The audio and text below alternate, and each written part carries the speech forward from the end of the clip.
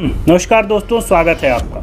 दोस्तों, आपने कल दोपहर के बाद जिस तरह से राजनीतिक समीकरण बदलते हुए देखा और जिस तरह से शरद पवार की पार्टी पूरी तरह से यूं कहें कि टूट करके भाजपा में, या यूं कहें कि उनके ही भतीजे अजीत पवार भाजपा में शामिल हो गए, यह भारतीय राजनीति में और ख़ास करके महाराष्ट्र की राजनीति में एक बहुत बड़ी घटना हुई थी, जिसके बाद ये कयास लगाने शुरू किए जा रहे थे कि शरद पवार की राजनीति, या यूं कहें कि महाराष्ट्र की राजनीति के चाणक्य कहे जाने वाले शरद पवार की राजनीति अब खत्म हो चुकी है। हम सभी जानते हैं कि विपक्षी एकता में सबसे अहम भूमिका जिस शख्स की है वो खुद शरद पवार जी ही हैं, लेकिन शरद पवार के भतीजे जिस तरह से बगावत करके वे शामिल हो गए, इसका अंदाज़ा शायद उन्हें भी नहीं रहा होगा, या यूं कहें कि अगर रहा होगा तो उन्हें इसका अंदाज़ा नहीं रहा होगा कि उनके ही विधायक उनसे टूट करके और अजीत पवार के साथ इतनी भारी संख्या में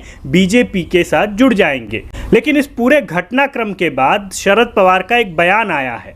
शरद पवार का बयान भारतीय राजनीति में हमेशा से गंभीरता से लिया जाता रहा है। उन्होंने कहा है कि मुझे 3 महीने का समय दीजिए, मैं सब कुछ ठीक कर दूंगा। वे सारे विधायक वापस आ जाएंगे और पार्टी फिर से एक मजबूत परिस्थिति में आ जाएगी। इसके 2 मायने निकाले जा रहे हैं। पहला मायना तो यह है कि शरद पवार अपनी साख बचाने के लिए ये बयान दे रहे हैं। दूसरा पक्ष ये भी है कि शरद पवार हो सकता है कि वे कोई ऐसी चाल चले जिसके बाद सारे विधायक जो पार्टी छोड़ करके, या यूं कहें कि अब ये कहा जा रहा है कि अब एनसीपी जो है वो अजीत पवार के पक्ष में है, तो वो वापस आ जाए। ऐसी परिस्थिति अगर शरद पवार बना ले जाते हैं तो भारतीय राजनीति के इतिहास में सबसे बड़ी और रोचक घटना होगी, क्योंकि अभी तक ऐसी स्थिति वर्तमान परिप्रेक्ष्य में देखने को नहीं मिल रही है दोस्तों। लेकिन एक सवाल, या यूं कहें कि कुछ इतिहास के भी पन्ने खंगाले जा रहे हैं, जिसमें ये पूछा जा रहा है कि आखिर जो शरद पवार के साथ हुआ वह सही हुआ या गलत हुआ। लेकिन उसके साथ ये भी पूछा जा रहा है कि शरद पवार को खुद याद करना चाहिए और बताना चाहिए कि उन्होंने कैसे कांग्रेस तोड़ करके खुद को मुख्यमंत्री घोषित कर लिया था, और वो मुख्यमंत्री बन भी गए थे।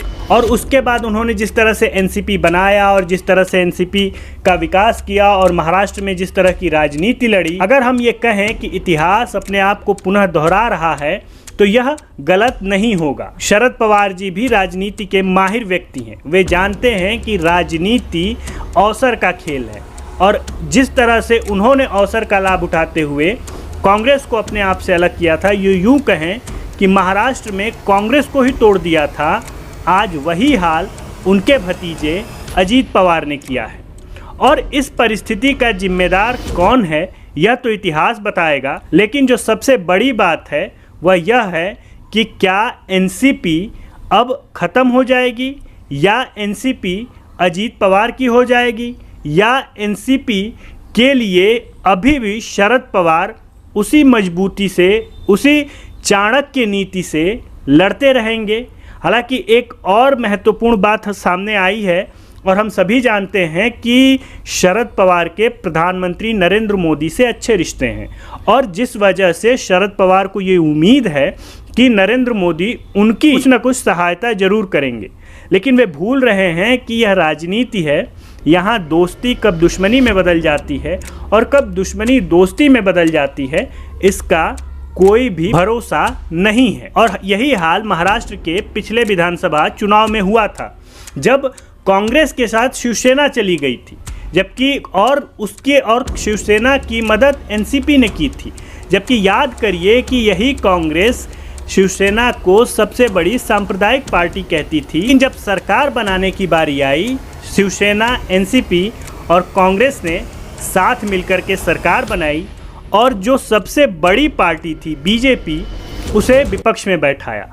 अब आप सोचिए कि बीजेपी की स्थिति पिछले 10 सालों में, 9 सालों में ऐसी रही है कि जहां वे खुद अल्पमत में होते हैं वहां तो वे सरकार बना लेते हैं। अब ये बात अमित शाह और नरेंद्र मोदी कैसे बर्दाश्त कर सकते थे कि जहां वे बहुमत में हैं और वहां पर ही उनकी सरकार नहीं बनने दी गई। तो इसका बदला तो नरेंद्र मोदी और अमित शाह की जो पॉलिटिक्स है उसके अनुसार इन लोगों से लेना ही था। याद करिए, जब अजीत पवार एक बार उप मुख्यमंत्री बने थे और देवेंद्र फडणवीस मुख्यमंत्री बने थे, उस वक्त भी बीजेपी ने पूरी जोर लगा दी थी, लेकिन शरद पवार की वजह से बहुत सारे विधायक जो है वे नहीं जुड़ पाए।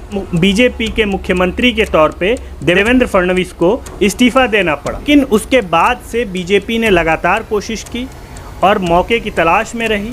आज उसके पास मौका मिल गया है, लेकिन मैं फिर कहना चाह रहा हूं कि ये शरद पवार हैं और अभी भी दोस्तों महाराष्ट्र की राजनीति खत्म नहीं हुई है। दोस्तों, ये वीडियो आपको कैसा लगा ज़रूर कमेंट करके बताइए। अगर अच्छा लगा तो इसे लाइक शेयर सब्सक्राइब जरूर कर दीजिए। तब तक के लिए बहुत बहुत धन्यवाद।